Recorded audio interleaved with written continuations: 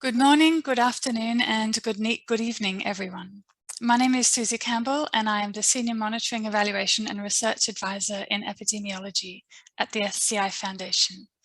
I am speaking from Brisbane, Australia, so I would like to begin by acknowledging the traditional owners of the land from which I am meeting you today, the Turrbal people, and pay my respects to elders past and present. As the chair of the Schistosomiasis and soil-transmitted Helminthiasis disease-specific group of the NNN, I warmly welcome you to our annual meeting. As you know, STH and schistosomiasis are often co-endemic, and treatments are often co-administered using drug delivery platforms such as school-based deworming.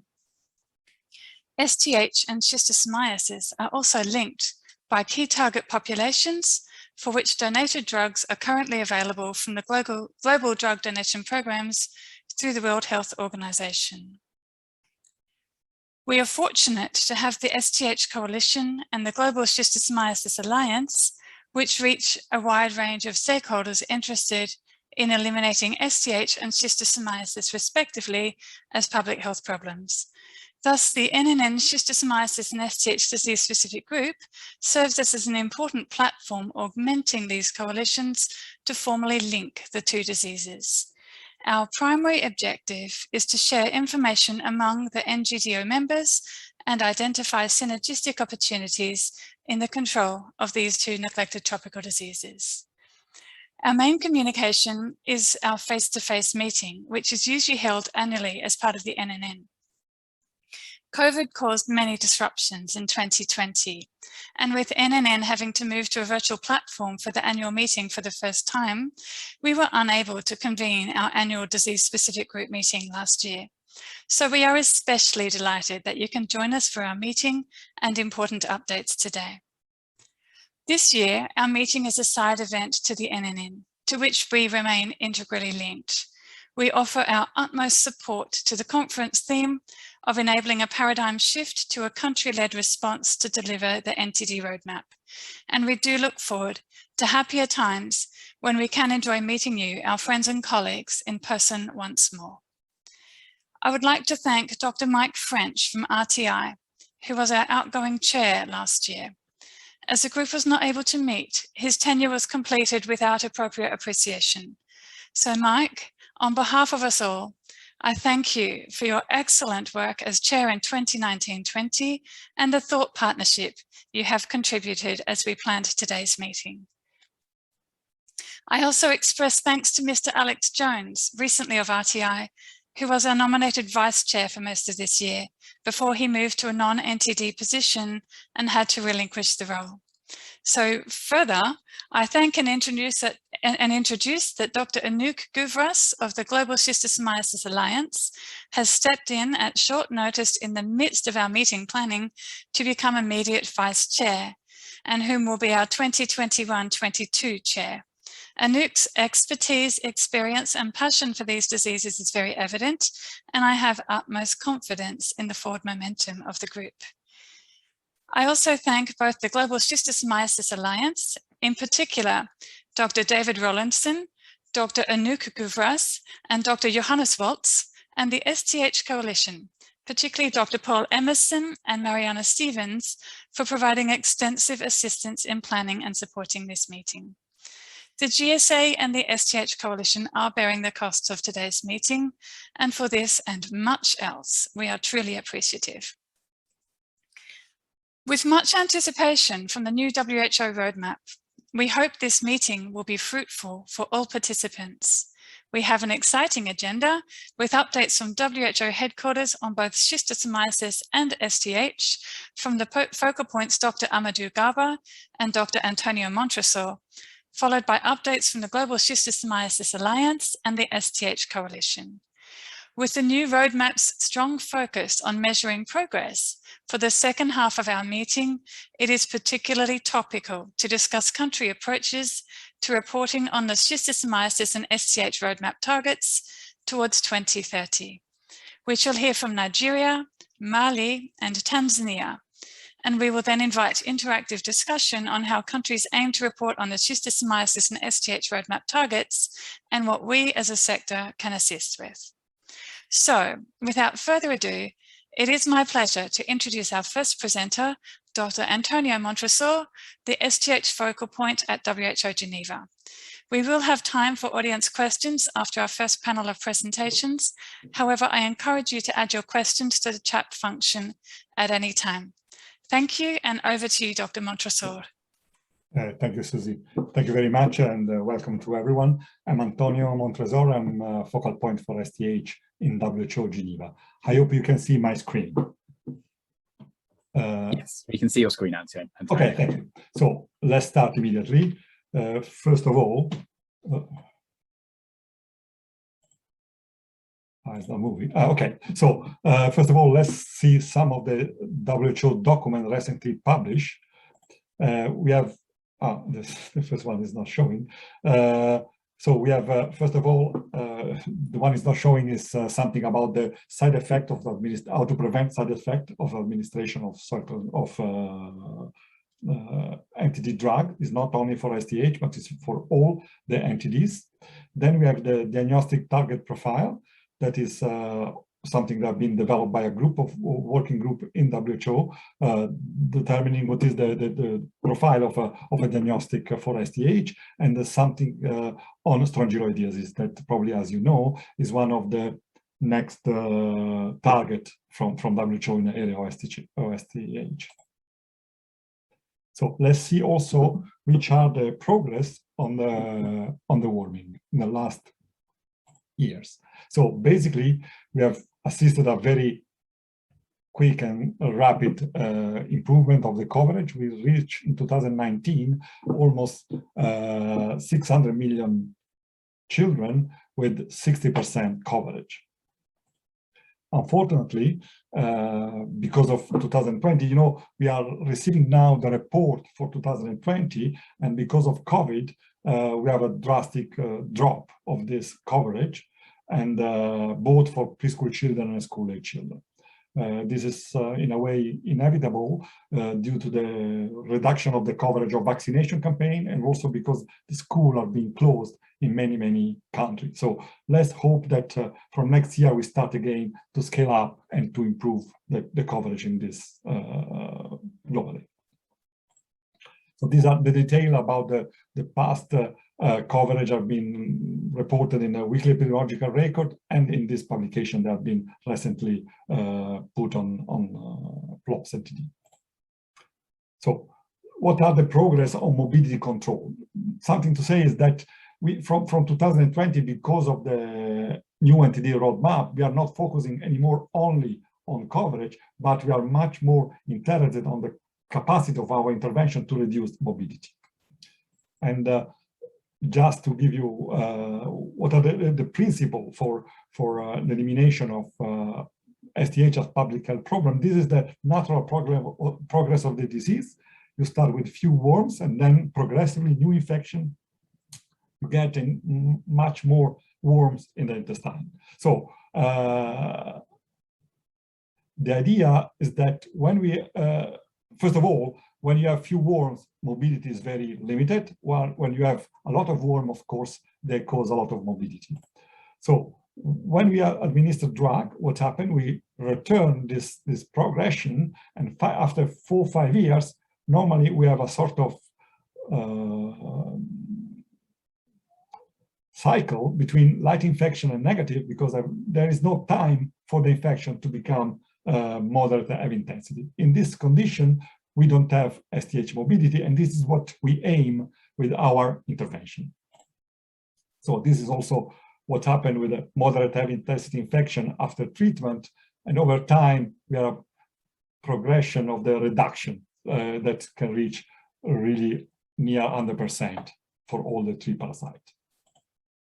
So we have clear group of mobility of STH. You know, there are people that are in a particular time of their life in which they grow up, they need to develop. For the children and for the women and the girls, especially, they are losing already a lot of blood with menstruation. If they have an additional loss of blood through hookworm or other infection, they can go in a very critical situation. So this is why they are the 3 group at risk. And we are going quite well for preschool children and school-age children. We have reduced most of the DALI caused by this STH on this age group. We have very little success on women or reproductive age. Basically, we have the same amount of DALI loss that we had 20 years ago. So what are the planned activity for 2021-2022? First of all, we want to better target women of reproductive age. We are developing this policy brief. It's still draft, but will be launched probably before the end of the year. It's together with UNICEF, and basically we are trying to convince to a country, an endemic country, to adopt a minimal strategy, in the sense that, for example, we don't need to do a special survey for a woman of reproductive age, because whenever we have information about the children, and there is the children are living in a contaminated environment, in the same environment living the woman of reproductive age. So we try to avoid the need of spending a lot of money to do additional survey. And then what we want to convince, at least initially, to use existing contact between the health services and the woman to provide some deworming. So such is HPV vaccination for girls, and or for women when they are attending postnatal and prenatal clinic, and also when they are accompanying their children for vaccination. We think that this simple strategy, without additional cost, we can cover a big part of the woman in need. So another point we are particularly focusing next year will be the adaptation of the intervention to the situation, epidemiological situation. You know that it's a very different situation if you have, for example, 15 or 20% prevalence if you are coming from year of drug administration, or if there's the equilibrium between the parasite and the host. Basically, if we stop to administer the drug at 20%, after several years, we have almost certainly a rebound to the, if this was the result of an equilibrium without drug intervention, this will remain the same. So what we have to do in this case, in the red case, we have to continue to administer the drug. Maybe we can reduce the frequency of drug administration, but to maintain down the prevalence and the intensity of infection. So we are organizing a regional seminar in September for all the region in different dates, and we also developing a framework for monitoring and evaluation that is in preparation for guiding the countries. Basically, what we are suggesting the country, if that most of the country we have seen when they start with once a year administration, after 5 or 6 years, they can pass to every 2 years. And the countries that are in twice a year administration, they can easily pass to once a year. This is most of the case, not all the case. We need to measure the impact of the intervention and then decide what to do. But it's what we see and what we also allow to reduce the number of drugs they are distributing. We are distributing and the country are distributing. So we are also developing a survey that will reduce the need of sample and the cost of the survey, therefore, basically using a geostatistical approach. The idea is that if we have the baseline epidemiological information, we know the frequency of control intervention, we know the coverage of the control intervention, and we have ecological information on the area and geolocalization of the school, we can reduce dramatically the sample size, selecting schools that are more informative, and then reduce dramatically the cost. And also, of course, the situation on sanitation is important. So we did some test on impact survey that have already been conducted, and basically we can reduce the number of schools and number of children. For example, this is, I think, from an example from Kenya, from 180 schools and 70 children per school to 69 schools and 30 children per school. So reducing dramatically also the cost. That is our target, maintaining the same accuracy of the result. So we are preparing with a manual on that. We are collaborating with a group in Lancaster, and we hope also to have a draft of the manual by the end of the year. So another final thing, we need to collaborate with all the partners, and I'm very happy to address most of our partners now. And WHO is just establishing a expert group that will be. We receive a lot of application for this expert group. We are now selecting, will be probably 15, 20 people. And then that will help us to work on developing this documentation, pretest, review, and finalization. But of course, people that is not in this expert group, very much welcome to participate to the finalization of these documents. I think that's all. Thank you very much. Thank you very much, Dr. Antonio. That was very, very interesting. We shall move straight along to the schistosomiasis version from WHO also. And so I introduce Dr. Amadou Gaba, the schistosomiasis focal point at WHO Geneva. Thank you, Amadou. So good afternoon, good evening, or good morning, everyone. It's a pleasure for me to attend this NNN meeting and to present to you a quick update on schisto activities. First of all, I would like to recall the launch of the NTD roadmap on 28th of January. And this NTD roadmap is the document which is going to guide us for the 10 coming years with regard to NTD control and elimination. And this NTD roadmap is characterized by the new shift on impact assessment, country ownership, and also the cross-cutting approaches to help attaining the targets set for each disease. And the NTD roadmap is accompanied by some documents. Among them, you have the sustainability framework, the monitoring and evaluation framework, the also WASH strategy. And this list is not exhaustive. You have also the One Health Strategy document, which is about to be published, and other documents to come. So with regard to schistosomiasis, to the indicators for this new NTD roadmap, they are aligned with the Sustainable Development Goals indicators. And one in particular is to have the reduction of 90% of the people requiring intervention against NTD. So I think this indicator is very important.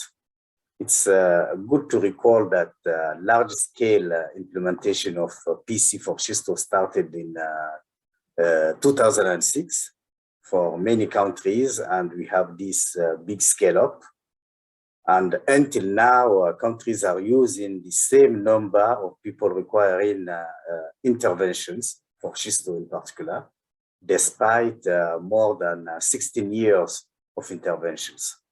So we think that it's time really to look at this number and to conduct the impact assessment survey in order to have this reduction, because we think that many people are treated while they really don't need to be treated, because the disease, the prevalence of the disease is becoming very low in many areas. With regard to the target for schistosomiasis, so the first target of the NTD roadmap is to have the elimination as public health problem in all the 78 countries that are endemic for the disease globally. And the second target is to have the absence of infection verified in some countries. And we are expecting to have 20 countries verified for absence of infection in human in 2013. So some critical actions also have been identified to help reaching this target for schistosomiasis. And among them, we have the definition of indicators for morbidity, in particular, a new definition for the elimination as public health problem. And I think this important point is among the first, that the new Schisto-STH technical advisory group, which is going to be set up, is going to discuss. Now, with regard to the preliminary results of the preventive chemotherapy for schistosomiasis. So in 2020, we have the starting of this pandemic of COVID-19, which impacted on the MDAs in countries. However, WHO was able to provide guidance to resume on treatment and surveys. So for Schisto in total, we have 60.7 million people that have been treated globally in 2020, which is very low compared to 2019 treatment, which was 105.4 million people treated, with a coverage of 67.2%. So for 2020, the coverage in school-age children is 33%, and the coverage in adult is 14.8%. So we have a reduction of around 40 million treatments compared to 2019. So WHO has also released some publications. So we have the first one, which is the safety manual of NTD medicines, which focus on the safe administration of the drug, the pharmacovigilance, and also the management of the adverse event and serious adverse event. And also it provides guidance on how to deal with rumors and manage communication if adverse events occur during MDA. The second document is the TPP, or the target product profile for schistosomiasis, that have been just released yesterday. So it is available on WHO website. It's a document that has been developed with a technical advisory group chaired by Ivan Sikor for Schisto. So in this document, you have a TPP for MNE, but you have also the TPP to support transmission interruption and surveillance. We have also developed an app to identify the snails transmitting Schisto. So this application is about to be released for contribution and testing by the community. So it's focused on the snail transmitting Schisto to humans, but also we have some snails that are not transmitting Schisto on this application. In terms of guidance, we are preparing the Schisto and STH MNE framework, which is in preparation. And we have also this new technical advisory group, which is going to establish, and we are planning to have the first meeting early October. And we hope first week of October we'll have this first meeting. And then last, we have the new Schisto guideline, which release is imminent, which is going really to focus on integrated strategy, combining PC to other interventions. It's going also to simplify the MDA with no treatment holidays. A new threshold is going to be also applied. And it also includes some guidance for verification of transmission interruptions. So this is, in summary, the quick update that I wanted to provide you. Thank you. Thank you very much, Dr. Amadou.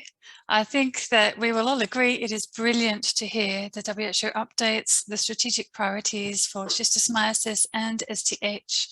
It is also very interesting, slightly sad, but very interesting to hear the preliminary impacts that COVID has had on our numbers last year. We shall move straight along. I can see that we have some hands for questions, but we'll just go first to updates from the Global Schistosomiasis Alliance and the SCH Coalition, and then we'll have time for Q&A. So I'd like to now introduce Marianne Stevens, who is a Deputy Director at Children Without Worms, which is the Secretariat for the SCH Coalition and the SCH Advisory Committee. Thank you very much, Mariana. Thank you, Susie, and good morning, good afternoon, and good evening to everybody. I wanted to take a few moments and talk a little bit about the SCH Coalition and its journey forward. As you all know, the SCH Coalition was established in April 2014 to unite, align, and coordinate the work of partners from multiple sectors to support the delivery of the WHO targets for global STH control. The STH works together to support country-level STH control, accelerate action to global issues, broaden partnerships, and multi-sectoral collaboration.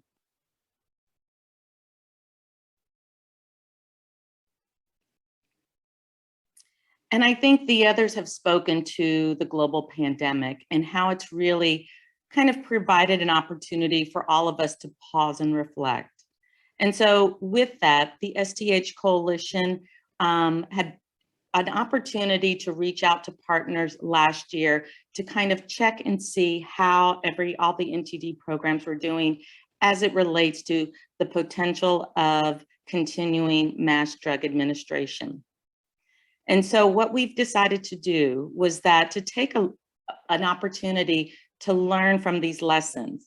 And so over the next few months, the STH Coalition will actually conduct a very thorough landscape analysis with the STH Coalition, country NTD programs, the pharma donors, and other funding organizations. And our key focus for this landscape analysis will really to revisit our engagement strategy, review the membership and see who is missed, and then rebuild the task teams. And so we really look forward to everyone's participation when we start to reach out to everybody, and we continue to be thankful for all of your support. Thank you. Thank you very much, Mariana. And that is brilliant to hear the consultation process and the refreshing and renewing that is going on within STH Coalition. I'd like to now introduce Dr. Anouk Bouvras, who is the Director of Communications and Programs for the Global Schistosomiasis Alliance. Thank you. So good morning, good evening, and good afternoon to everyone joining us today. Many thanks to the NNN and the Disease Specific Group for inviting me to give this short talk. The GSA is the convening and enabling platform for organizations and groups working on schistosomiasis control and elimination. The GSA platform can be used to look at common challenges and explore potential solutions together, some that can be taken forward through the GSA and some that may be in the remit of multinational organizations or partners or countries themselves. So how does the GSA work? The Alliance is managed by the small executive team, which oversees and supports the GSA working groups and work streams. Working groups and work streams, shown in blue, bring together relevant experts and stakeholders addressing specific challenges or barriers to schistosomiasis control and elimination. The working group outputs are aimed at accelerating progress towards the WHO roadmap goals and beyond. So the working group chairs and the GSA exec team develop an annual operational strategy, which is then reviewed by the GSA advisory board. The Alliance also has a network of GSA ambassadors who are the point of contacts in endemic countries. We had started this GSA ambassador program last year and sent out a call for expressions of interest. So ambassadors are either the Schistosomiasis program coordinator of a country, or they are the Schistosomiasis expert that works with that program or advises that program. GSA ambassadors highlight priorities and advise us on the direction of work for the Alliance.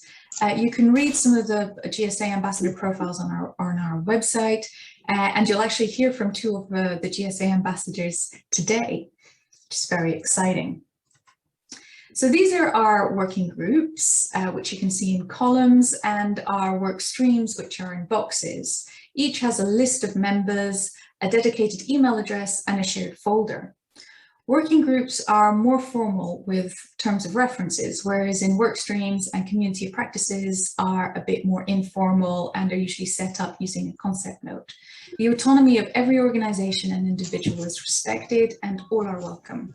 So you can find out more about these by contacting me or looking on our website.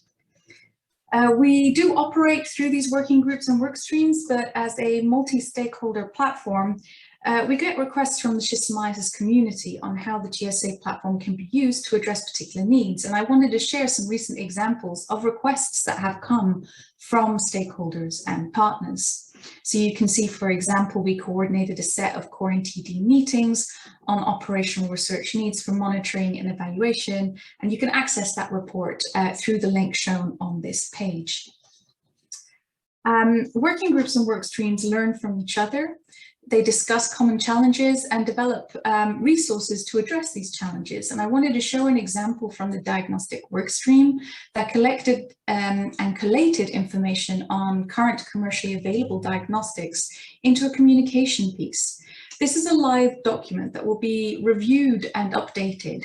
It is available on our website, and it is available in several languages thanks to the translation skills of members of the diagnostic workstream. Please note that these are not recommended diagnostics, they're just a list of commercially available diagnostics. Another output this year was that the research working group led by Dr. Justin Comguet-Nono and by Dr. Poppy Lamberton organized a key meeting, the Schistosomiasis Research Innovation Meeting, which showcased exciting research findings and research in progress from scientists worldwide. The topics were really far-ranging, from geostatistical modeling to novel biocontrol technologies, and also focused on promoting early career researchers. And we really did have great feedback on that particular meeting. There are various items that working groups are working on and producing. Unfortunately, I cannot highlight them all today. However, I did want to highlight an open consultation we have on engineering and water treatment practices with regards to schistosomiasis. It is a quick survey, and we'd love it if anybody involved in infrastructure, development and design, and water treatment in schistosomiasis endemic countries could actually fill this in. It would really help us identify what is known and what the gaps are. We also have a series of schistosomiasis focused webinars, which is done in collaboration with the International Society for Neglected Tropical Diseases. And you can watch the webinars and the recordings of the webinars on our website. And on the 22nd of September, there will be a Core NTD Research Links webinar on putting schistosomiasis precision mapping into practice, with presentations from Kenya, Tanzania, Cameroon, and Rwanda on how they implemented that fine-scale focal mapping of schistosomiasis, what were the challenges, and how did this inform their intervention plans. So the registration is now open, so do register for that one. Please do also look at the online resources and resource collections that we have. These are documents, protocols, manuals, booklets from across the schistosomiasis community, and they're grouped according to a specific theme. such as behaviour change or NNN. We hope to expand these, and we do welcome suggestions and feedback on them. So that's it from me. Thank you very much for listening, and I'm looking forward to our discussions. Thank you. Thank you very much, Dr. Anouk. And we can see that you have placed a very large quantity of useful links in our chat. So please, everyone, make sure that you take the advantage to tap into these, and also please to do the engineering survey if you are able to for Anouk. Wow, what a privilege it has been to hear from some of our global experts. I'm certain you actually will have many questions for all the experts, and so may I now please ask all presenters if you can turn on your videos. And now we will very happily take questions from the audience. I'd like to just first of all reach out to Chad MacArthur. I saw that you had your hand raised earlier, just to see whether you would like to have the opportunity to ask your question, please. And please, if I can ask people if they have a question for one person in particular, to please make sure they indicate whom at the beginning. Thank you. And I apologize. That was a mistaken push of the button. That's okay. That's no problem at all. I note that there's been a number of questions in the chat about the WHO guidelines. That's generated a lot of interest. So thank you very much, Dr. Amadou, for confirming that that is due to be finalized later this month. I believe we have a question from Mohammed Bar. If you can please unmute and ask your question.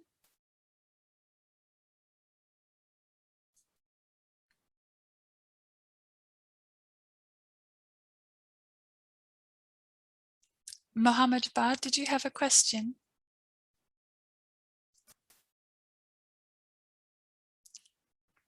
Okay. I will just check with our panelists if anyone has seen any question flags that I have missed. I can, if Mohammed is not online, I could read out his question, because I think it's a useful one. Thank you. Yes, please. So the question from Mohammed was, Sierra Leone is planning to do an impact assessment for schisto next year.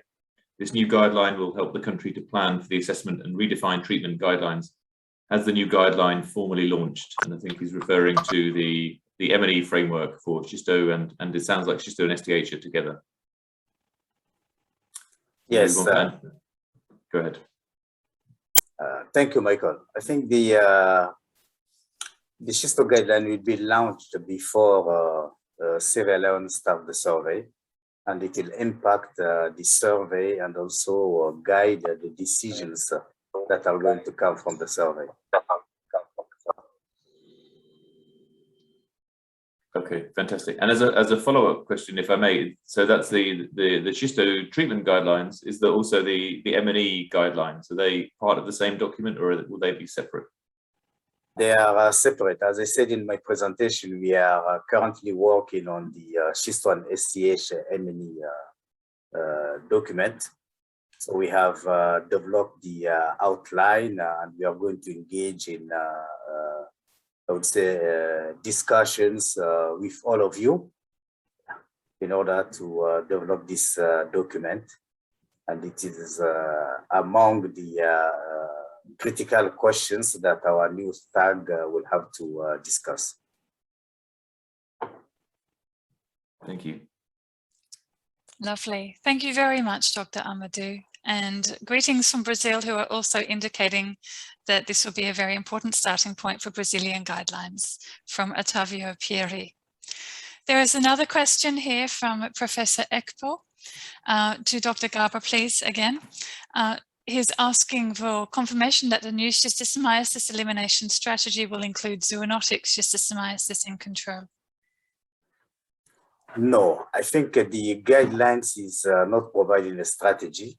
It's providing guidance on how to assess interruption of transmission by providing information on the diagnostic test to use when assessing the infection in snails, or when assessing the infection, evaluating the infection in non-human animals, for example.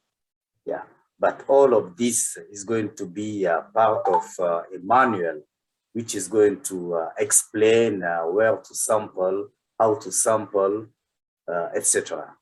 But the guidelines just providing the guidance on the diagnostic test to use and the strategy to use for to combine this diagnostic test. Thank you very much. We have a question from Dr. Sultani Matendachero, please, if you would like to come off mute. Yeah, thank you, Susie. I hope you can hear me. Yes. I just wanted to maybe find out from Mariana. I think the presentation on the STH coalition, a very good, a very good idea to help us, leverage some of the work that's going on, some of the technical expertise that's ongoing with regard to STH control. But at the same time, I also want to just hear from Antonio and Amadou, because there is the STH coalition, then we have the STH advisory committee, which I have had the pleasure of serving on, which does a lot of work in terms of just being able to discuss around new trends and opportunities to improve on control and elimination. The other day, WHO came up with is actually working on establishing a committee on STH and Schisto. So I just wanted to know, what is the plan in terms of linking the existing advisory committee on STH, Global Schistosomiasis Alliance, this technical advisory group in WHO, maybe just to revisit so that we can be able to see how is it going to link, because I see an opportunity for the work that the experts have been doing to now be able to funnel a bit more into what WHO is doing, especially in terms of informing guideline formulation and informing policy. So maybe just a comment to be able to see how are we looking at it in terms of linking the already going, existing work to what WHO is thinking about. Thank you. Dr. Thank you. Antonio, Mariana, please, you answer first and then perhaps Dr. Antonio. Yeah, definitely. Thank you, Dr. Sultani, for that comment. And one of the things that I know Susie touched on is that the Children Without Worms program is the secretariat for the STH Coalition. And CWW is also the secretariat for the STH Advisory Committee. And Dr. Paul Emerson and myself have been working very closely with Antonio as they have been starting this STH Schisto expert team.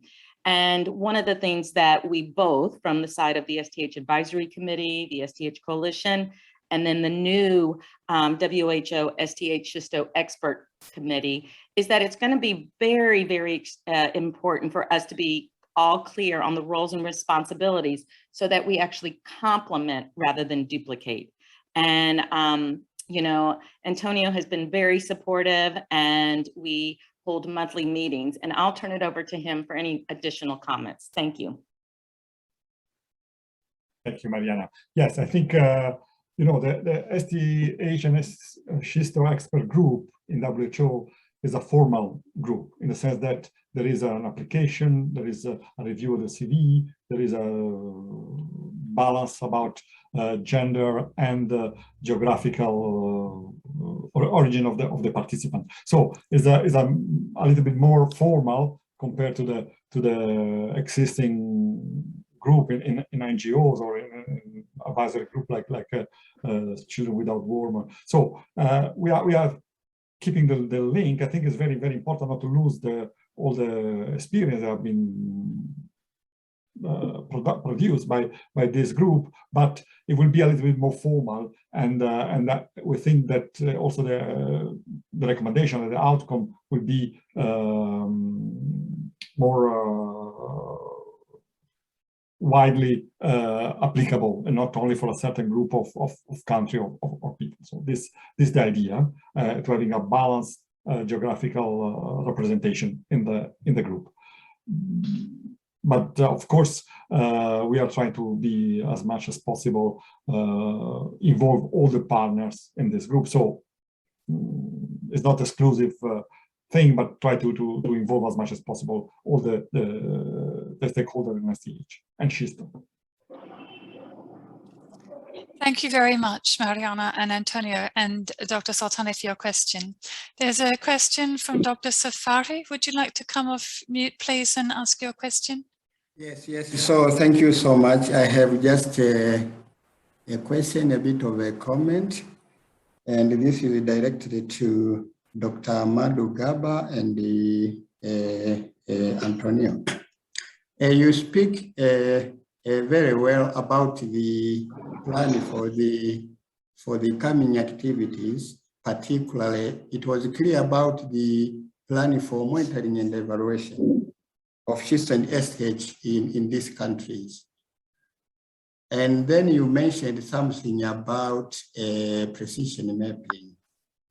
Now, I understand as we go into the new roadmap, which is running from 2020-2030, a lot of activities had been implemented, but somehow we need to know where we are as we start the new roadmap. And that may mean maybe a bit of mapping or remapping. And I did not hear very clear about whether there will be new guidelines, because I understand these countries, like in Tanzania, last week we had an annual joint planning mapping. They were talking about changing strategy from district level implementation to ward level implementation. And this may mean a change in sampling strategies, a change maybe in how we get these samples, maybe not taking larger samples, but small samples in many units. Are there clear guidelines to guide the programs? Like, how do we go about the remapping? Because I feel like there needed to be remapping of the diseases. Will there be new guidelines for the precision mapping? I hear almost every country talking about the precision mapping. Are we going to use the same guidelines, or there will be new guidelines which will be released? So I wanted to hear clear about that one. Thank you so much. Thank you, Safari, for this question. I think the reason you asked the question is maybe because I've not provided a slide on the planned activity. So this manual on remapping and impact assessment is a work that we started 2 years ago. We held several meetings and we came up with some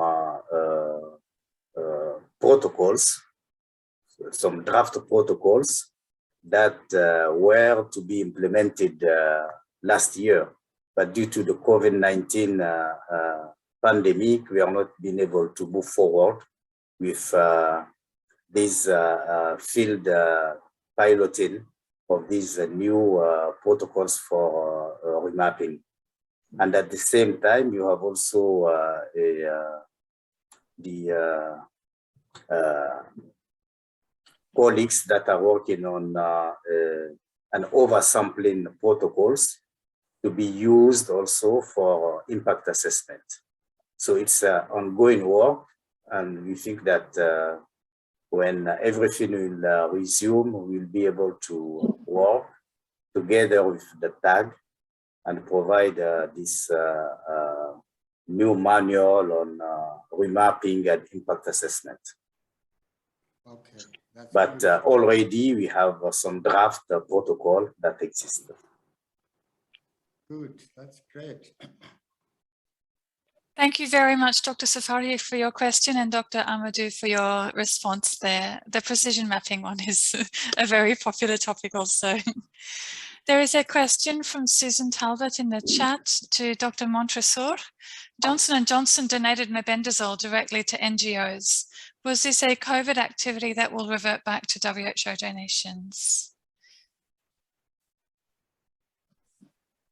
Sorry, I didn't get the question. Well, if we get a donation of Johnson & Johnson to NGOs? Johnson & Johnson donated mebendazole directly to NGOs. Was this a COVID-specific activity, or is this something that will revert back to donations to WHO? So in my knowledge, the donation, we are receiving a donation of 200 million tablets from Johnson & Johnson. It's possible that some donation is done directly to NGOs, but let's say that 90%, 99% of the donation is going through WHO, and this is how we keep the mandate. This is very important for us to be able to understand the movement of drug in the different countries. If it's coming from many NGOs, or it's almost impossible for us to keep track on what is going on in each country. So we are trying to have request from a Ministry of Health directly to WHO, and then respond to this request. What we are recommending the NGOs, if they have area they are covering on, is to get in contact with the manager, the program manager. The program manager will compile a request to WHO, a single request, and then when the drugs are shipped to the country, the program manager will then divide and give some drug to one of the NGOs if this is very active, for example, in one region or one district. Lovely. Thank you very much, Susan, for your question, and Dr. Antonio for your response. Rita Oguntoyindo, and I apologize if I have said this wrong. I can see that you have your hand up. Would you like to ask your question, please?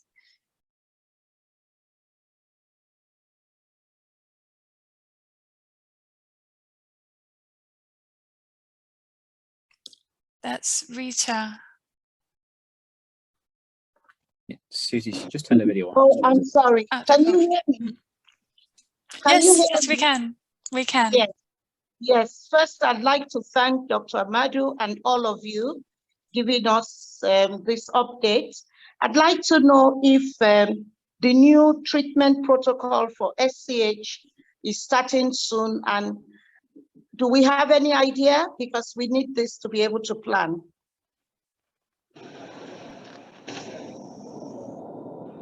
About the STH guidelines or the Schisto guidelines? So if the question is about the Schisto guidelines, like I said, the publication is imminent, and we expect that the document to be released at the end of this month, so that countries can use it for implementation. And regarding the STH, as mentioned, we are developing a protocol based on geostatistical approach to reduce the sample size. We are probably we will have a draft by the end of the year, but if one country want to, for example, field test this draft, will be very useful for us. So Rita, if you can send me an email, we can eventually, if this is your interest, we can discuss how to test, for example, this manual to understand if it's very easy and applicable in your country, if you intend to do this very soon. Thank you very much, Rita, and Dr. Garber and Dr. Montresor for your responses. There's a comment in the chat that was linked to the precision mapping from Fiona Fleming, indicating that Ghana will be the first of 4 countries for schistosomiasis oversampling surveys, which will start in less than 1 month's time. From the outputs of the schistosomiasis oversampling surveys, the WHO will be able to determine optimal and efficient survey designs for ministries to use for precision mapping. And there's a plug to please attend the Core NTD session on this that Anouk has mentioned. We do have one last question. I apologize that there are some more coming in. It's been a very interesting session, but we have about 1 minute left for a question that's a very complex question. So this will have to be initial thoughts only. And it's a question from Mahensia, which is saying that we have learnt that adolescents and women of reproductive age are going to be included or are being included. She is interested to know some of the strategies that are being used or in plan to engage these people in improving their own lives. So this is going to have to be a really short response. Antonio, I'm going to ask you for your response on this one, please. Yes. As you know, for the control of STH in this age group, we don't have many resources. We were able to convince Johnson & Johnson to donate drug, to extend the donation of drug to preschool children and women of reproductive age. So something that was impossible a few years ago, so that all the donation we received was only for school-age children. Now we can use also another group at risk. Second, we do not expect much funding on this area, so we would like to use whatever is available to address this group. And first of all, is that if we have evidence that in an area there is a very strong transmission of STH, we don't need to do another survey on girl, but we will utilize the data from children to identify the area where to intervene. And then again, we are trying to use the already existing contact between the woman or reproductive age and the health system to provide this drug. And these are, for example, the prenatal visit, the postnatal visit, the vaccination for the child, or the HPV vaccination. And we are trying to launch this with a sort of leaflet that will be sent to all countries. We have a launch before the end of the year. Thank you very much, Antonio. Thank you, everyone, for these very interesting questions and very informative responses. And I apologize if there's one or two that we are missing, and we shall try and loop back towards the end of this meeting to cover those. But for now, we shall need to move on to the second part of our meeting. This includes country presentations and an audience discussion on experiences in integrating and reporting on schistosomiasis and STH activities in NTD master plans.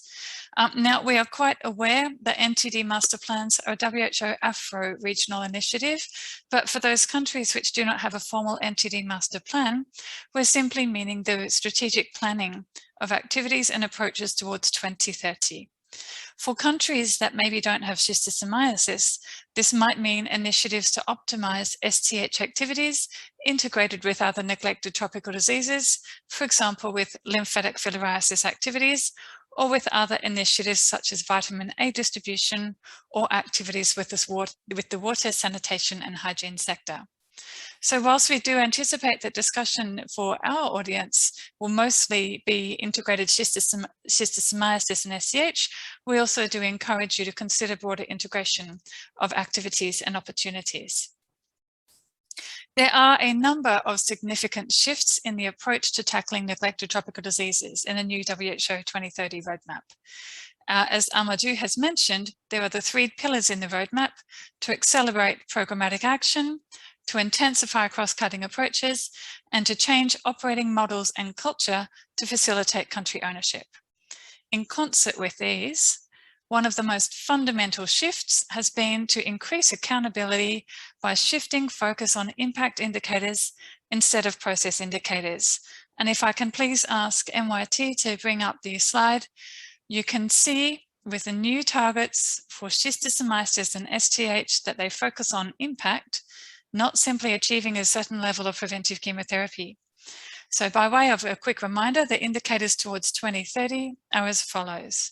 For schistosomiasis, the number of countries validated for elimination as a public health problem, with that being defined as prevalence of less than 1% of heavy intensity infections. Also for schistosomiasis, the number of countries where absence of infection in humans has been validated. For soil-transmitted helminthiasis, the number of countries validated for elimination as a public health problem with the definition of less than 2% proportion of moderate and heavy intensity STH infections. And for soil-transmitted helminthiasis, again, the number of countries including ivermectin in preventive chemotherapy in all areas endemic for Strongyloides stercoralis. This year, we have received a plethora of information in our fight against neglected tropical diseases, with the roadmap itself and accompanying documentation, such as the WHO 2021 to 2030 Monitoring and Evaluation Framework and the WHO 2021 to 2030 Sustainability Framework, to name but 2. Collectively, these documents bring great wealth of guidelines and recommendations to help us navigate the more complex NTD landscape towards 2030. So it is natural that right now we look at all of this information, disease-specific and cross-cutting targets, and we ask ourselves, what does this mean? How do we systematically and consistently make decisions to work towards 2030? What do countries do?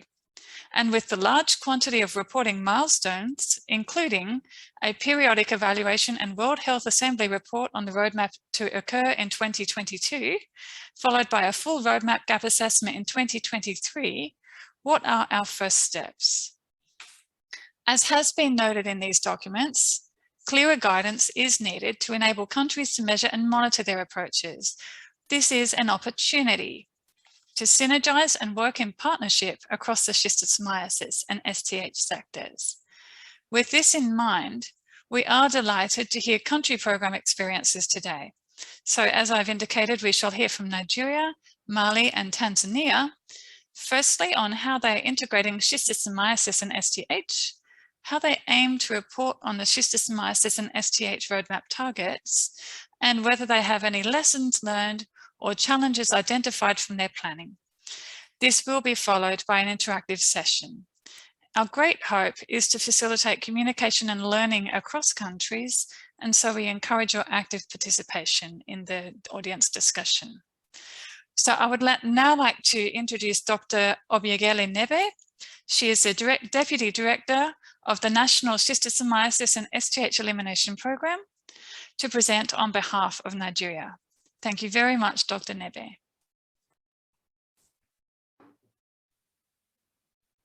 Good morning, colleagues.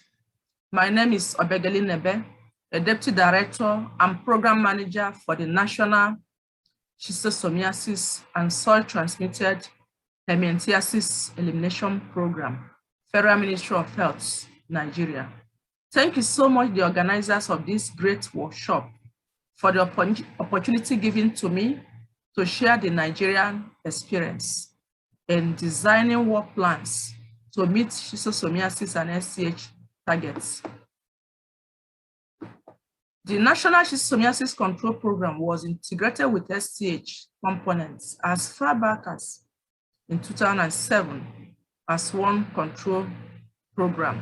The target population for the program are school-age children 5 to 14 years of age and other at-risk populations. The school and community platforms are used to deliver interventions to these at-risk groups. The National Schisto and SCH Strategic Plan of Action 2021 to 2025 is in development with a focus on elimination of schistosomiasis and SCH as public health problems. The plan was necessitated by the high disease burden, limited scope of interventions, low treatment coverage, and the critical need to align with the NTD Roadmap 2021 to 2030, which WHO launched on the 28th of January 2021. What are the processes entailed in the development of this national strategic plan? It entails extensive consultations, meeting with key stakeholders, micro-planning meetings with states and the local government, that's the regional and the sub-regional levels. Then the plan will equally be fed into the future revisions of the Nigerian NTD Master Plan 2021 to 2025. The strategy is aimed at strengthening coordination across numerous partners and stakeholders under one plan, with agreed goals, objectives, outputs for success. It equally lays out the operational framework for activity guidelines that relevant stakeholders strive to achieve come 2025. There are also implementation guidelines that provide guidance on mass administration of medicines campaign, integrated vector management, water, sanitation and hygiene interventions, pharmaceutical supply chain management, monitoring and evaluation, advocacy, and resource mobilization strategies.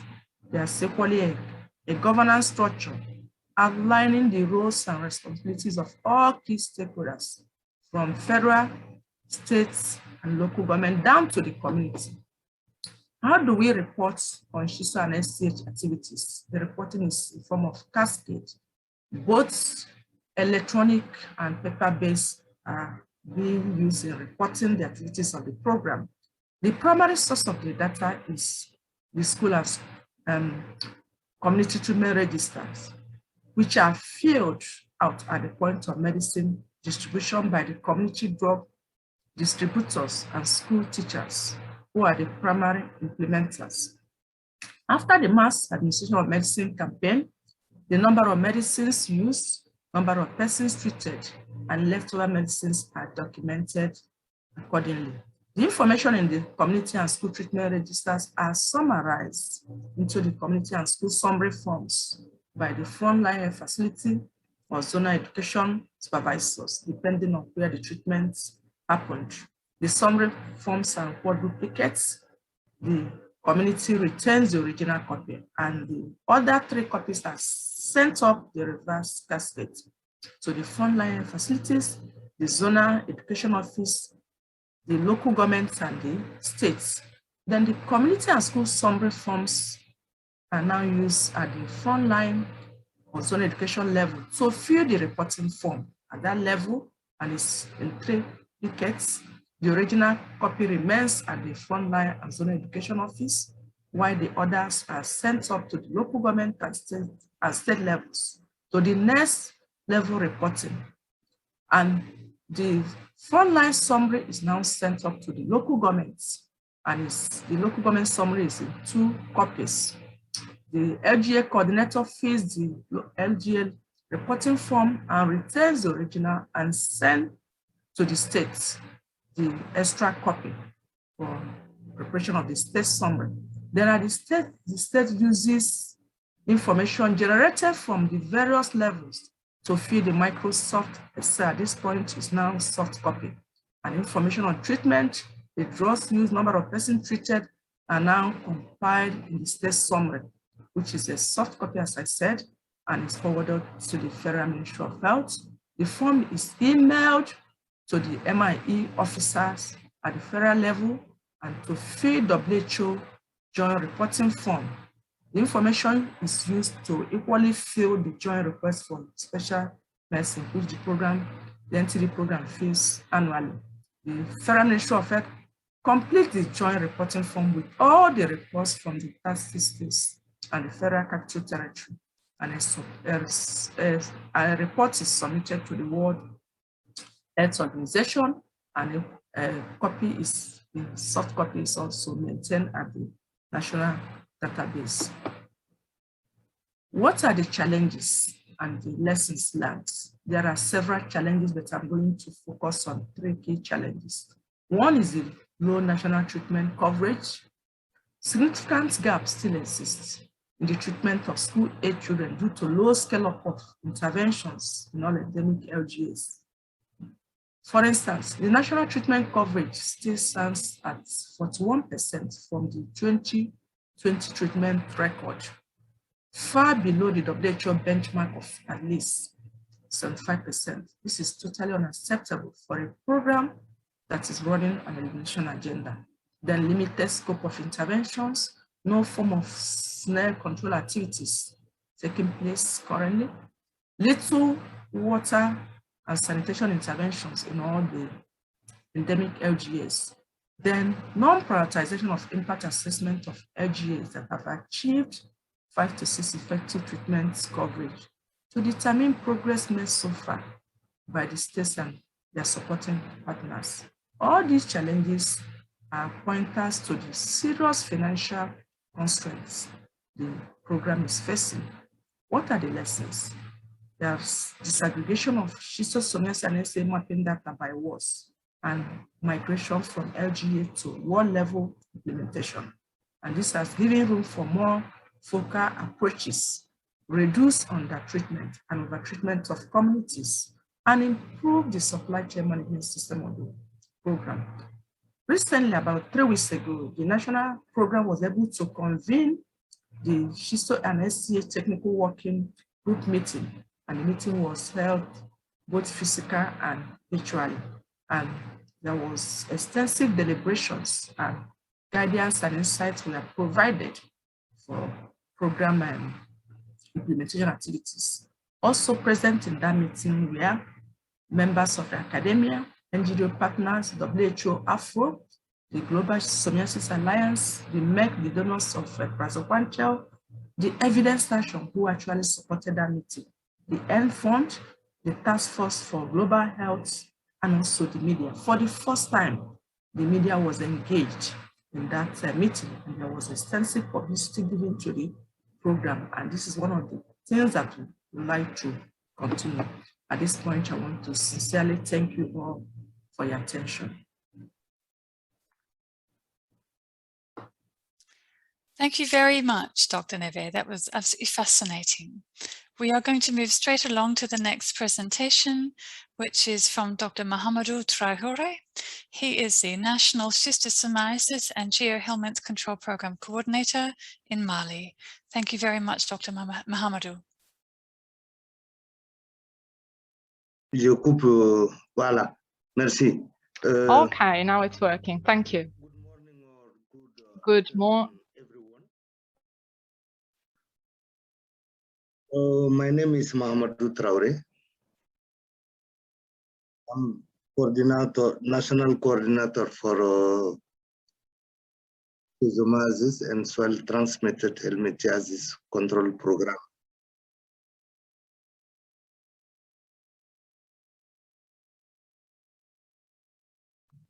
For me, it is a real pleasure to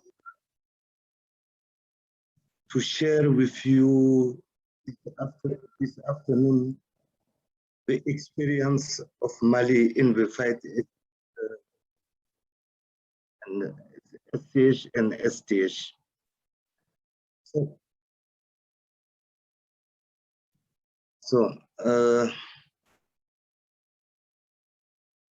To understand how we did the STH on SCH integration, there are three points. First point is the political design.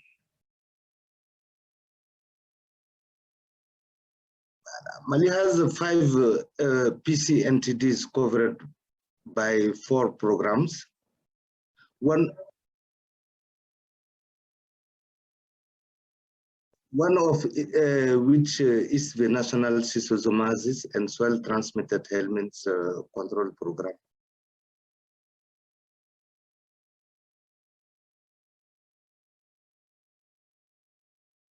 This program was established in July 1996 with a mission to carry out action to reduce the prevalence rate of schistosomiasis, to increase the national coverage rate of staff with adequate function for care of patients,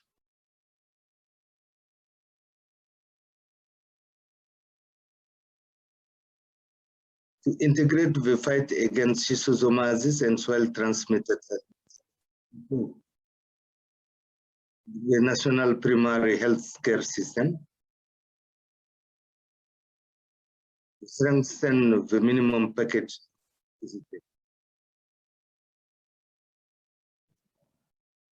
The second point is the integration. We have the existence of NTD Technical Coordination Committee and the integration at the national level for all the programs involved in the fight. Hi, Dr. Traoré, could I just interrupt just for 1 second? I've just got a message from the French translator. Oui. If you could just speak, freely for us, and that the French interpretation will say what you're saying as you're saying it. So please carry on, but don't feel you need to wait for the interpretation to stop. Thank you. Involved in the fight against entities with preventive therapy. We do mass drug administration under community directive against all PC.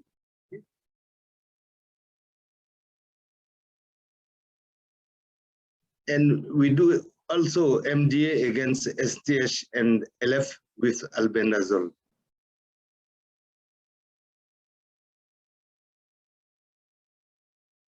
The first point is the view of evaluation.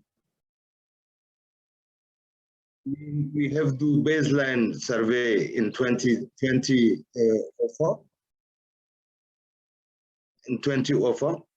and we do also a survey of the impact of mass treatment. This is a survey of prevalence of infection and intensity of infection of schistosomiasis and soil.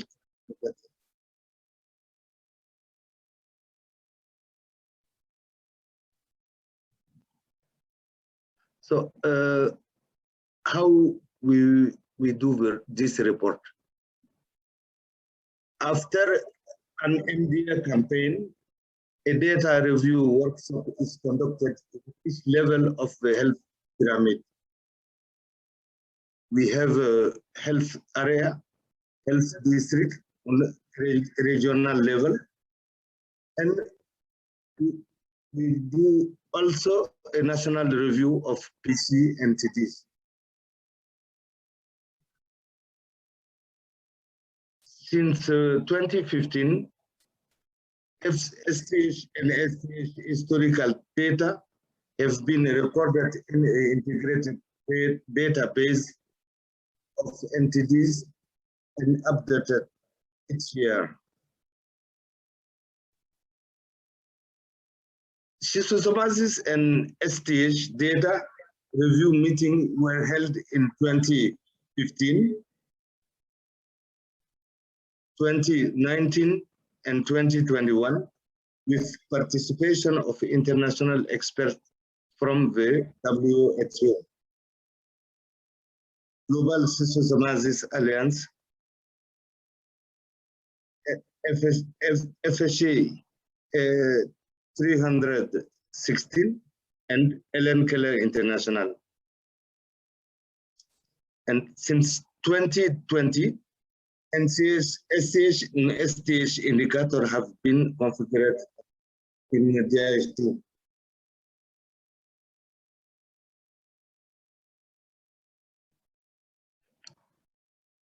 So challenge and learned lessons. The top challenge are the update of cartography,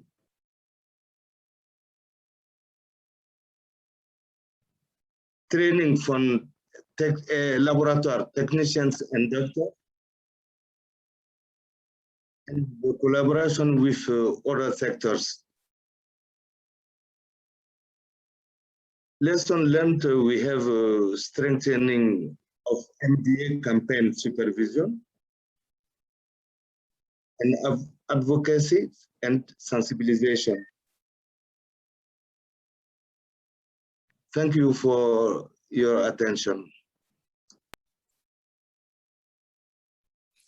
Thank you very much, Dr. Traore. We really appreciate that, and we particularly appreciate that you presented in English and also that you waited for the translator to do the accompanying notes in French, so thank you. I'd now like to introduce Dr. George Kabona. He is the Program Manager of the Neglected Tropical Disease Control Program in Tanzania. Thank you, Dr. Kabona. My name is Dr. George Kabona, NTD Program Manager, Tanzania Mainland. Today, briefly, I'm going to share with you how we have been designing our work plans in order to meet the schistosomiasis and STH control and elimination targets in Tanzania. Since the launching of Tanzania NTD program in the year 2009, the schistosomiasis and STH control program activities have been integrated with the other 3 PCTs, and therefore their work plans, implementation, and monitoring and evaluation of all the activities were done in an integrated way. And just to let you know, in Tanzania, if the endemicity of schistosomiasis and STH aggregated at district level, we remain with the 2 categories, high and moderate. And according to the WHO guideline for MDA implementation, there we have been having two options for MDA. One group with high endemicity are conducting MDA annually, and the other group of cancers with a moderate endemicity they are conducting MDA on alternate years. And they have been having more than 10 rounds of MDA in our country. Now, how are we conducting our planning? We usually have one annual plan and review meeting whereby we invite all the regional and district teams to discuss and review the previous year implementation and also plan for the following year. Now, from the year 2021, where we have the new roadmap, where we have the new set target for the country, and where we have the new master plan, we are now going to separate STH and the SCH program and treat them as a separate program, because at this level, two programs have different strategies in order to achieve their elimination targets. For example, for schistosomiasis, we are going to switch to a sub-district level implementation. That cannot happen with the STH, and therefore, just by having that difference, then they will need to have different group of strategies. We have a number of targets which will be reported on the course of developing the work plans and also the implementation. And these are featured in our master plan. The first group of targets are working targets. And the second group is cross-cutting targets. And the third group is disease-specific targets. And the fourth one is health system strengthening targets. And the last one is a vector control target. All of these are in line with the roadmap approach, where we need to have the country take the lead of the program and also own the implementation process. We have many challenges facing the program, but the top three are listed here. The first one is inadequate impact assessment. As I said, we have already conducted the mass drug administration with a good coverage for more than 10 years, and therefore we'd like to know where we are. The second challenge is inadequate STH MDA. Our country is categorized as high endemic country, and therefore, according to the guideline, it deserves to have a 2 rounds of albendazole MDA annually. We have been investing the second round of MDA on LF MDA, and now it has been stopped in more than 90% cases, and therefore we are remaining with a reliable 1 round albendazole MDA. And the third challenge is having a disease-specific strategy document for schizo and STH. We need this so that it can guide the program on how to implement in order to achieve the elimination targets. And what we can learn from the Tanzania program, that we have established an expert advisory committee, and that has also shown to be a very important tool for the program to succeed. Thank you.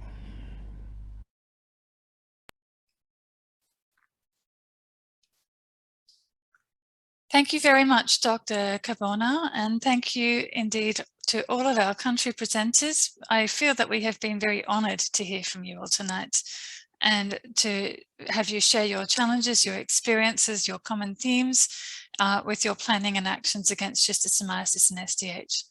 I found it personally very interesting to hear some of the commonalities, such as some of the issues around impact assessments, the importance of strengthening coordination, and as Dr. Kabona mentioned, the need for some of the disease-specific guidelines. These are all really important points. We do have just a few minutes that we can have for some questions and answers again. So may I please ask country presenters to turn on their videos for questions. I apologize, I'm not sure whether we have Dr. Kabona back in the room. And may I also again ask people to put their questions either into the chat or to raise your hand again. Thank you. Okay, thank you.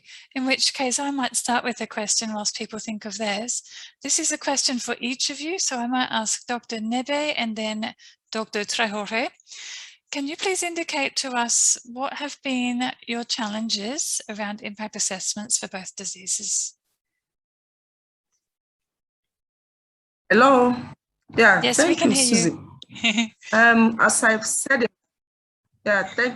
thank you so much. As I said in my presentation, we have several challenges and the implementation of the Schistosomiasis program. As I said, the two programs were integrated as far back as 2007 as one control program. Now we've moved to elimination. That's still together. We have several challenges in program implementation. As I mentioned, one is we still have a lot of gaps when it comes to treatment coverage, where we have over 30 million SAC that are being targeted, and we're not able to reach even up to half of that. Is a huge problem. And also the issue of implementation of cross-cutting interventions like a WASH, we are still not yet there. And also the issue of assessments to be able to measure progress that we've achieved over the years. The funding issue is part of that, because if we're able to assess progress made by conducting assessments on the implementation units that are LGS have been treating for poorly achieved effective treatment coverage, we've not been able to do that assessments. So these are some of the problems, and all of these, as I said in my presentation, are all pointers to the financial problems that the program is facing. Let me stop at this point. Thank you. Thank you, Dr. Nebe. Dr. Mahamadou, do you have any comments that you would like to add also?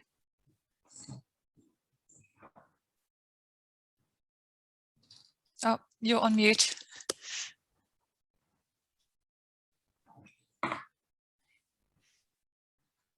Un commentaire par rapport au défi à Yes, a comment about this challenge. What our colleague has just said is very interesting, very important. As on the one hand, today we are all assessing this data within healthcare services. In 2021 in Mali, we started dealing with these matters in our healthcare system. And so this is extremely important. Assessment and through the calculation of the average within each district, this can help understand what is preventing us from reaching out the population. And so reaching also that part of population which is, how could I say, more, I would say, representative of the actual population of the country. This is extremely important. So this is just something that I would like to add.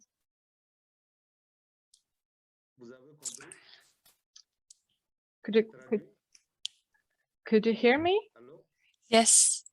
Yes, thank you very much, Dr. Mahamadou. That was they were excellent points. We have a couple of questions for Tanzania, but unfortunately our Tanzanian program manager is not able to be with us just for this few minutes. There are some other questions, so I apologize. I'll move on to the more general questions, which I will ask once again Dr. Nebe and then Dr. Mahamadou.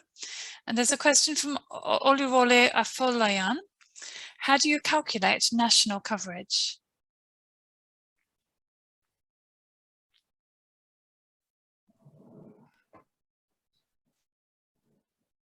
Can you hear me? Yes. Yeah, thank you, Dr. Akiola, for that very important question. We calculate the national coverage based on the number of persons targeted within all endemic LGS that are treated. Then total number of persons treated over the total targeted. That's how you calculate the national coverage. I hope I've answered your question. Total number target, total treated over total targeted. Yeah.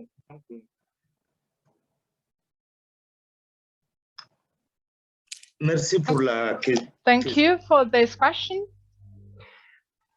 Is it okay with your answer? Dr. Neighbor, do you have anything to add?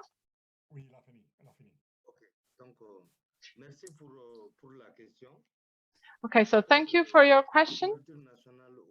The national coverage in Mali is calculated for school-age children, and that are a big percentage of the total population. So the number of children treated compared to a specific goal gives us the actual coverage of the whole population. Thank you for your question. Thank you very much. Thank you both for your answers. There's a question here. I'll do two last questions. There's a question here from Agencia Navirio.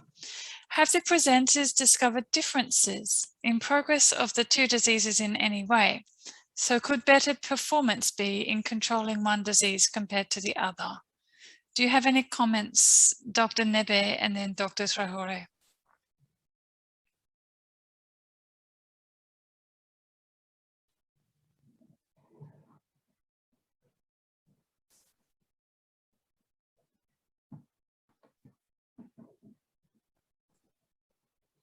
Thank you for that question. Actually, there are differences between the two diseases, the progress made. For instance, Schisto, is only prazoquintil that is being used to treat for schistosomiasis. So whatever you treated or whatever that you achieve is based on that alone. But for SCH, if you treat, you treat with albendazole where STH and LF are co-endemic, and also where it is only STH that is endemic for the community or for the local governments, you treat with only mebendazole. So even with the SCH treatment that is benefiting from LF treatment, you find out that in most cases, the coverage for SCH is much higher.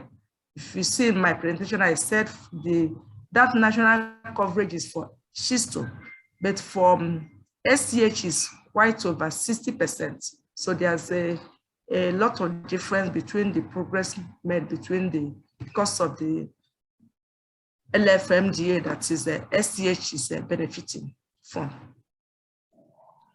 Thank you.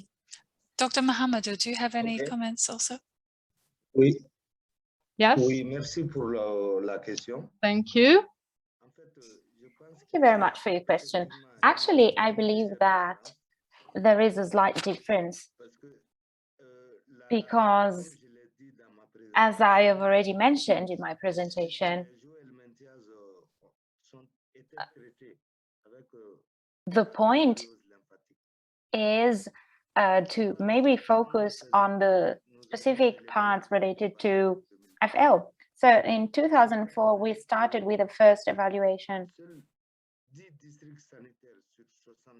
Only in 10 districts did we say a coverage over 20%, so that would make them eligible for treatment.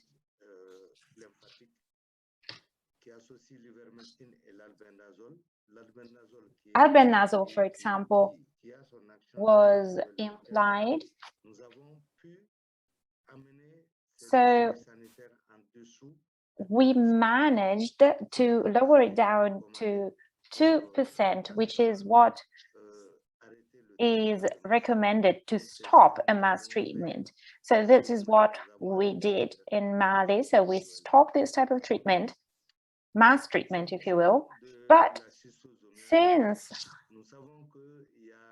it is this type of disease, we know that there are some environmental as well as behavioral aspects to be taken into account when it comes to families as well.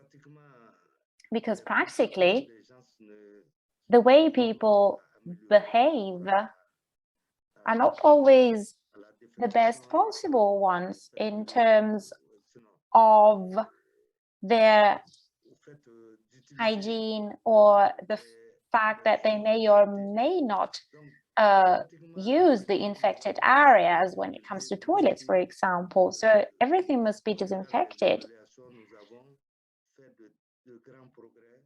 It's true that we've been progressing in the fight against those two diseases and schisto in particular.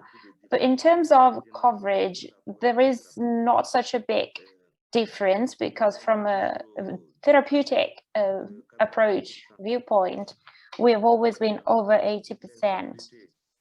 And this in a situation which is not safe at all. Great uncertainty as well.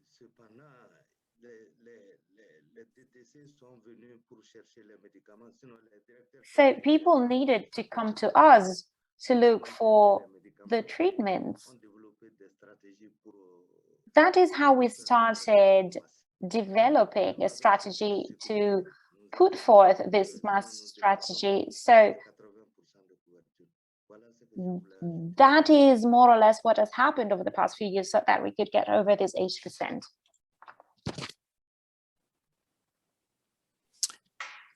Excellent. Thank you very much for the questions. Thank you for the very, very useful responses. I know that we've had some more questions put into the chat that unfortunately we won't have time to do today, but I'm sure that people will look into these, and there's a couple of specific ones that people might like to separately loop and talk about after this meeting. We're going to quickly move on to our interactive component, and we hope this will be vibrant. It will be quite short to capture more thoughts on what has been presented and what might apply in your countries. So may I please now ask for the Easy Retro board link to be shared in our chat and also placed on the screen. And can I please ask all audience members to click on the link in the chat and open the Easy Retro board on your own screens. Just whilst you are doing that, Easy Retro is a real-time interactive board where we can compile your answers to the 3 questions that we have posed. You can add a response to any question on the board by simply clicking the plus sign under the question. Please make sure that once you have finished typing your response, you then click the tick to upload your response. The 3 questions that we ask for you to provide responses to are: how do we effectively integrate schistosomiasis and STH into NTD master planning? How can countries report on progress to schisto and STH targets?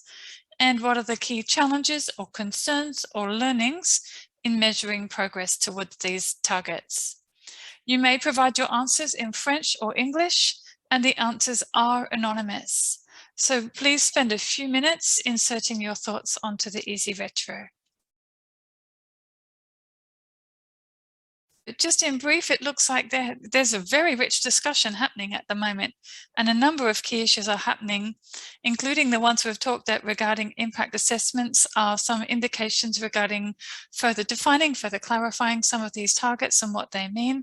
There's messages coming through about the importance of integration, particularly we're seeing the lymphatic filariasis SCH integration theme coming through, but also integration. I've seen a number of ones about integrating with some of the other NTDs and some of the WASH sector. So some very, very useful and important things being captured. We've tried to have 1 or 2 of our panel sign out of the Easy Retro to hopefully enable a few other people to pop on in. So please retry if you weren't able to get on the board the first time, but otherwise please do feel free to add your comments, and we absolutely will go through these and welcome the comments over the next couple of days. So And just in the interest of time, please keep typing into the board, and I'll just give my final overview summary to start bringing the meeting towards its conclusion. The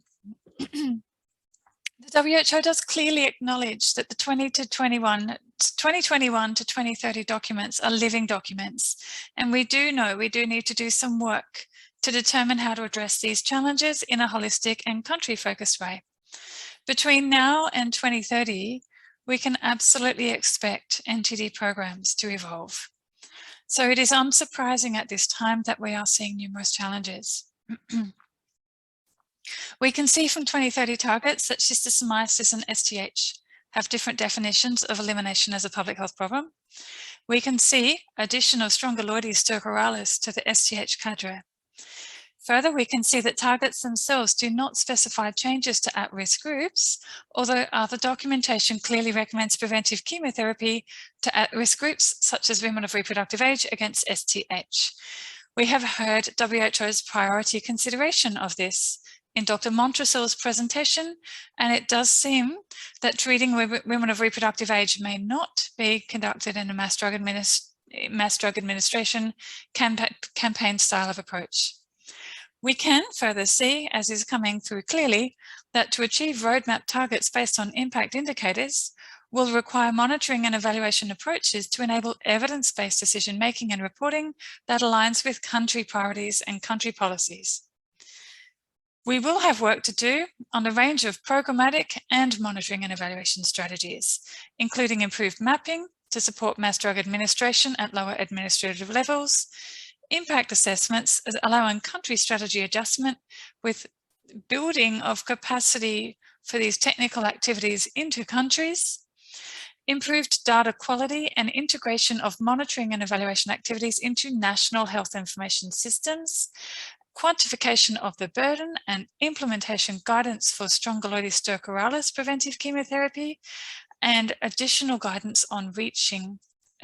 implementation guidance, I should say, on reaching expanded at-risk groups. We have heard that the WHO is acknowledging and working on this.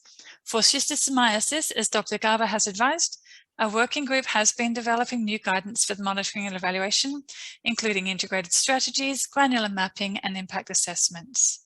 For STH, the WHO is developing a monitoring and evaluation framework, providing more guidance on what to do after successive use of preventive chemotherapy. An important piece of work for us is to articulate these gaps and challenges that we are facing, as well as any identified ways forward, so that we can feed into this work being undertaken by the WHO in a helpful and non-duplicative way. Lastly, and overarching, the WHO is in the final stages of establishing its new technical advisory group on schistosomiasis and soil-transmitted helminthiasis control and elimination. Without a doubt, this new body will take up the reins on the myriad issues and provide expert guidance and leadership for us all. So there is much hope, and I reiterate, much opportunity looking forward as we all put our best efforts towards supporting country-led decision-making and achieving these paradigm shifts that have been set out in the WHO roadmap. This does bring the main part of our meeting to an end, and I shall now hand over to our incoming chair, Dr. Anouk Guvras, to provide final remarks and formally close. Thank you so very much, everyone, and thank you, Dr. Anouk. Thank you, Susie. Hi, everyone, and what a great meeting we've had so far. Sad that it is ending, but there we go. Some good things do have to come to an end. I would just like us all to acknowledge the wonderful job that Susie has done of planning and leading this meeting and of bringing the NNN schistosomiasis and SDH disease-specific group together. So thank you, Susie, from all of us, and I look forward to continuing to work with you now that you take on the role of past chair. I'm really honored to take on this role of chairing this group. The ethos of the NNN to work in partnership across diseases and sectors and to share learnings, best practices and problem-solve challenges together is something I'm very passionate about, almost as much as I'm passionate about schistosomes and STHs themselves.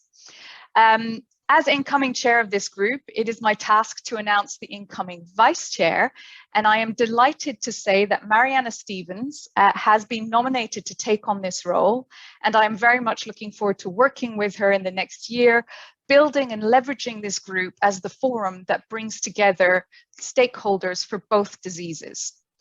As Susie highlighted earlier, we have had an eventful year in the NTD sector with the focus on building back better in the context of the pandemic, the launch of the new WHO roadmap, and the plethora of information and guidance contained in the links, in the linking documents and the publications that will be coming out shortly. There is a clear call to action, and here is the opportunity for us to look at how we can use this group to rise to the challenge and contribute to the elimination of schistosomiasis and STH. There are a few things that I would particularly like to focus on over the next year in order to strengthen this group as the forum that brings together NGOs and other stakeholder groups working on schistosomiasis and on STHs, and to ensure that what we do is indeed supporting national plans as we make these fundamental shifts outlined in the WHO roadmap.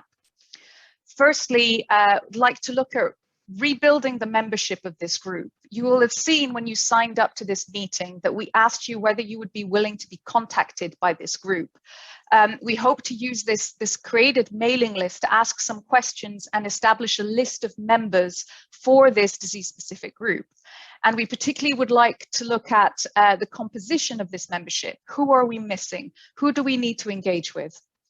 Secondly, we'd like to review the objectives and the remit of this group. Let's review our objectives in light of the new roadmap and in light of the soon to be formed WHO Schisto and STH Technical Advisory Group to make sure we are using our NNN forum efficiently and effectively. Thirdly, I'd just like to rethink a little bit our communication and engagement strategy for this group. How should we do this? Do we need a dedicated mailing list to increase information sharing across this, the stakeholders here? How should the disease coalitions engage with this group, and how often should we meet as a group? What opportunities can we leverage to bring stakeholders from these two diseases together? So I hope you have all ticked yes to being contacted. Your feedback and advice will be key in guiding and defining how this group moves forward. Finally, Mariana and I would like to invite you to start thinking about whether or not you would be interested in the vice chair role of this group for the next year. We welcome all those interested, of course, but we particularly like to encourage interested individuals that are from schistosomiasis and STH endemic countries. We recognize that to bring about the change highlighted by the very theme of this year's NNN conference, enabling a paradigm shift to a country-led response to deliver the NTD roadmap, which is of course based on that all-important third pillar of the WHO NTD roadmap, we need to address certain imbalances that exist in the global health sector. I don't know if you were able to attend the NNN special session today on walking the talk on country ownership towards a paradigm shift in global health operations. I highly recommend you watch the recordings of this session as it highlights some of the work the NNN needs and wants to do in terms of its membership and leadership, particularly growing membership and leadership from the global south. Which is why we would like the NNN Schisto-STH disease-specific group to be contributing to this change, and why we're looking at the membership of this group as well as future chairing of this group. So please do consider putting yourself forward for vice chair role for next year. It is a great opportunity to guide the work of this global group, and you will have the support of Mariana and myself when we take on the role of chair and past chair in next September. So please do email us. Mariana, I just wanted to say if you wanted to say any words, give you the opportunity. Thank you so much, Anouk. And again, thank you, Susie, and the committee. I'm just really honored to come in and serve as vice chair, and I look forward to working with you all on a wonderful new year. I know I do sit at the STH Coalition on a professional note, on a personal note, I have had schistosomiasis, so I think that I will bring both of the diseases together. So I look forward to working with everyone. Again, another reminder, if you're interested in joining this disease-specific group, please email and let us know, and we'll definitely make sure you join. Thank you guys so much. Thanks, Mariana, and thank you everyone for the stimulating discussions and contributions. A special thanks to the MYT team, particularly to Janine, Nick, and Russell, and to the talented interpreters and captioners of our session. We are very grateful for your work and guidance in making this meeting a success. Everyone have a great day, and I look forward to future discussions with you all. Thank you.